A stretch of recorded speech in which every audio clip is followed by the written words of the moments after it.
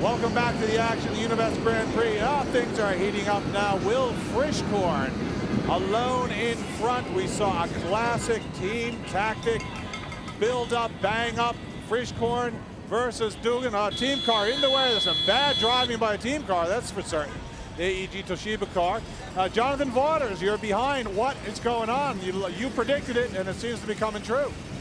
Yeah, I mean, you know, we obviously had to draw out the Colombian rider on Tecos because we all know that he's a pretty fast rider, and neither Timmy or Will are, you know, pure sprinters. And you know, I didn't want to wait too long because you know, since there's not an active chase, you know, this dude gets slower and slower and more tactical and more tactical. So, you know, our guys are good at high-speed racing. So before we started getting into the chess match, we just decided to open it back up with 1-2 with Timmy and Will. Timmy went first and Will went second.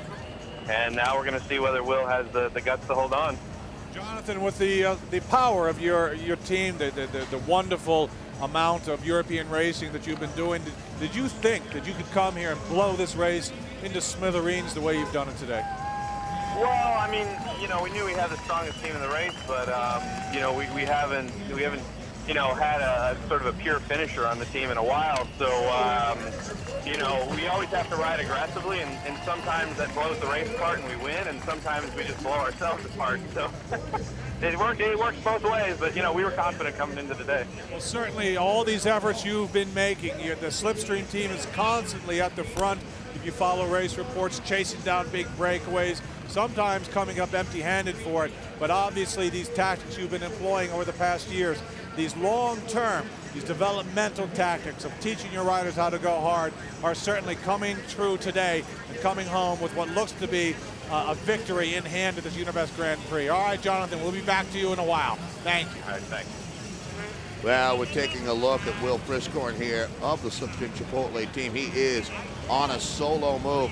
John, pretty far out, but I must say, when you hear the logic from Jonathan Vaughters, it makes some sense because it was starting to get a little bit tactical back in that group. But really what he's saying is he believes in Will Frischkorn's abilities to time trial his way to the line, and I certainly wouldn't doubt him. It was either going to be Duggan or Frischkorn. Either one would have been just fine, I think, with Jonathan Vaughters. They both got the skill set. They both got the tools in the toolbox that they need to get this job done. Here's a replay of the first attack. This is Timmy Duggan going hard. This really set up the Frischkorn move. Now look at Frischkorn looking at Parra. Frischkorn not caring about the amateur.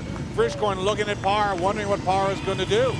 And now he lets the amateur use himself up, counterattack happen, and now at the end of the day, here's Will Frischkorn in front.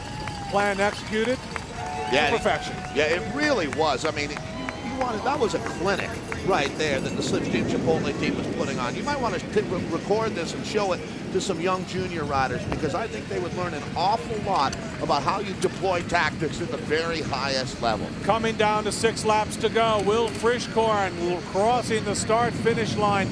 6 laps to go, just about 12 miles between Will Frischkorn and what could possibly be one of the great victories of his career, Will Frischkorn. I think probably the closest victory to that would be, and this would be bigger, would be his U23 National Championship win. That was a couple years ago.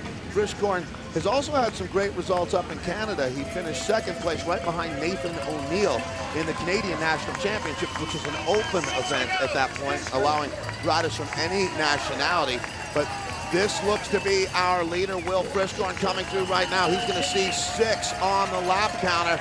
And Frischkorn looking very, very good right now as he rounds the bend right after the finish line. And we take a look, and they're really the chase not even on our radar screen right now, John. Now here comes Scotty Weiss. Scotty Weiss going for something like 12th place, almost more than a lap down on Frischkorn. Scotty Weiss, a very good rider from the state of Virginia.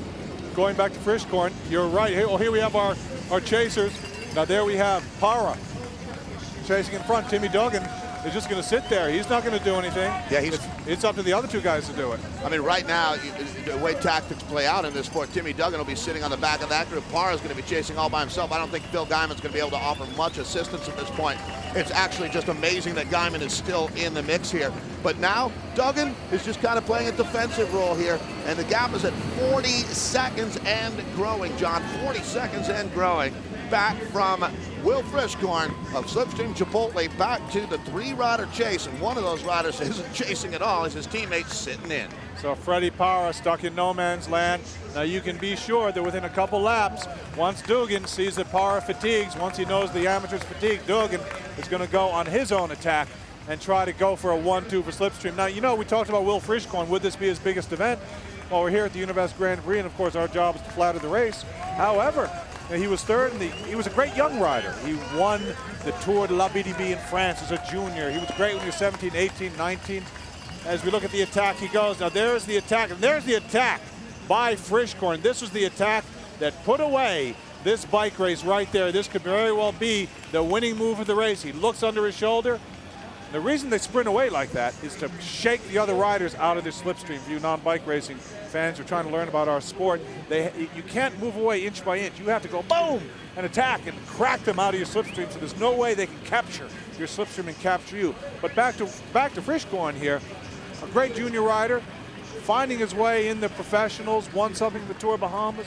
But as far as a big UCI race, if he wins here today, I would say this would be his greatest ever victory. And John, I would agree. You're not flattering the Univest. It's just a fact. And, I think certainly when you look at national championships, it's always nice to wear that Stars and Stripes jersey. But this is a 17 different nations are represented in the field here. Some of the best riders from around the world. I mean, you're looking at 2 different former world champions in the field. Sergei Lagut, the Uzbekistani national champion, as well as former U23 world champion Danny Pate. He's on the team of Will Frischkorn, but this is the strongest field that we've ever put together in the 10th edition of the Univest Grand Prix, and Will Frischkorn right now is golden off the front of the bike race.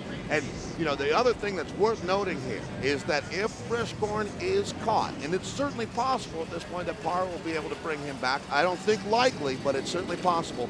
But can you imagine what Timmy Duggan is going to do? He will go ballistic at that point, and he will re-attack this race with fury. Now here are the chasers. Phil Guyman, number 152. They appear to be losing time on our leaders here, our leader. As we get ready to go to break, a young man on the way to the biggest victory in his career. We'll be back.